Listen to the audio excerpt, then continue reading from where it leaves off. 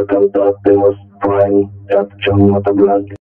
Welcome to Light Art Festival, Ayala Mall, Santa Rosa, Laguna. Yes mga pare, tama ang naririnig mo at ang nakikita mo. At nandito nga muli pala tayo sa may Ayala Mall, Santa Rosa, Laguna. At ang mga nakikita mo ngayon, makikita mo pa, mekos-mekos yan ng tito ko. At bago mo i-mekos-mekos yan, bago natin ikutin ang buong poster na to, once again, this is Chong Motovlog. Samahan niyo ako mga pare, silipin natin ang Life Art Festival dito sa may Ayala Mall, Santa Rosa, Laguna. May free workshop din pala rito sa mga mahilig mag-drawing at sa mga mahilig sa art.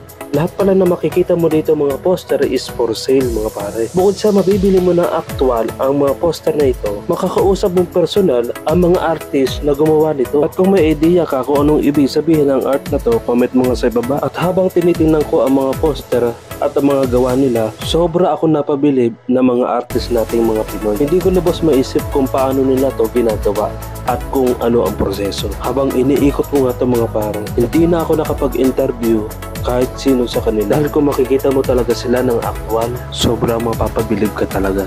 At kung isa ka rin sa napabilib, anong masasabi mo, Earth? Comment mo nga sa ibaba.